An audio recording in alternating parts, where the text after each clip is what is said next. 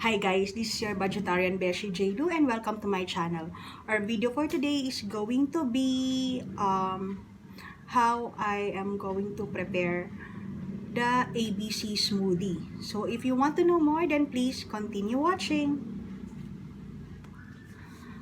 Okay, so mga besh, by this time siguro meron na tayong mga New Year's resolution and all that jazz. So, ngayon, ang gagawin natin is how to be healthy in 2020. So, ngayon, I'm sure na yung iba sa inyo, nasa New Year's resolution nyo, yung pagiging healthy this year. And so, by this time, siguro naman mga besh, ubos na ang mga handa nyo nung Christmas at New Year, no? So, it's already time to detox.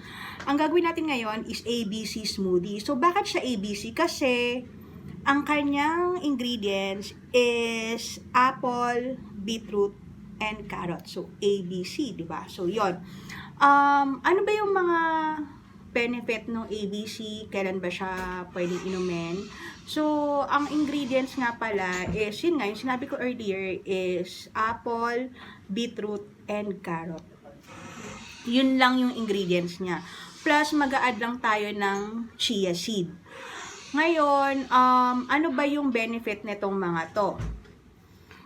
Okay, yung ABC smoothie, ang benefits niya is 1, anti-aging, and 2, nagdi-detox siya. Okay, so apart from those, beetroot and carrot keeps the heart healthy. Yung apple naman keep the blood pressure controlled. Yung beetroot and carrot also are great detoxifier. It helps support healthy liver function. The carrot is loaded with fiber. It also balances the blood sugar levels. Tapos yung chia seed naman is also high in fiber, iron, calcium, and also it is rich in antioxidant. So, kung gusto niyo ng anti-aging and detox in one, then go for this ABC smoothie. So, umpisa na natin mga besh. Ang gagawin lang natin is, ito lang yung ingredients niya. Apple, carrot, and beetroot. So, yung beetroot is actually, ang nagastos ko lang dito, yung apple is around 20 pesos, yung carrot is around 30 pesos, tapos yung beetroot is around 20 pesos. So, mga around 70 pesos lang all in all. Meron ka ng pang detox and meron ka ng kasama pang anti-aging pa siya. Tapos, ang ginawa ko is naglagay ako nitong water dito sa blender kasi ibe-blend natin siya. Also, nag-add ako ng chia seed para naman mas madagdagan pa yung fiber doon sa ating smoothie. Okay? So, ano ba yung best time para inumin itong ABC smoothie na to?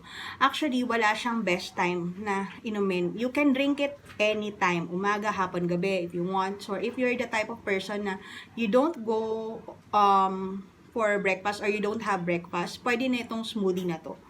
Okay? So, umpisa na natin mga besh. Okay, so nilagay ko na lahat ng ating ingredients dito sa loob ng blender. Tapos, mag-a-add lang tayo ng 1 teaspoon ng chia seed. Yan. Tapos, i-blend na natin siya. Ganun lang siya kadali. So, ABC smoothie is as easy as ABC. Or 1, 2, 3. Ganun lang. As in, sobrang base lang niya. And, i-blend natin siya mga besh. So, consume nyo immediately yung inyong smoothie once na ginawa nyo kasi kapag matagal, nagsiseparate yung mga fruits. Also, I'll leave all the information in the description box below. And so, ito na yung ating ABC smoothie. Ayan, tapos na siya. Ayan. And iba to dun sa red juice natin na. Kung hindi nyo pa napanood yung video na yon, ililink ko siya dito sa taas and also down in the description box below. Kung gusto niya pa ng ibang mga healthy drinks. I think yung calabash juice ko is already gathering around 25,000 views. Tapos yung red juice natin is around 800. So, siguro, kung interested kayo dito sa juice na, dito sa smoothie na to, baka mas magustuhan niya rin yung iba pang healthy drink na na-film ko na or na video. So, ililink ko na lang siya lahat doon sa description box. So, please check out the description box below.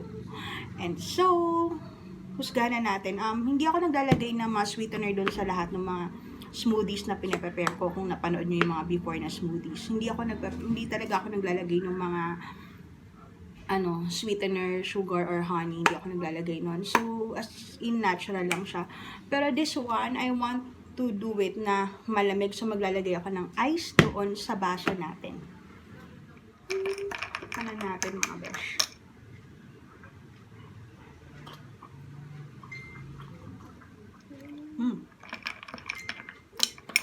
Okay naman siya.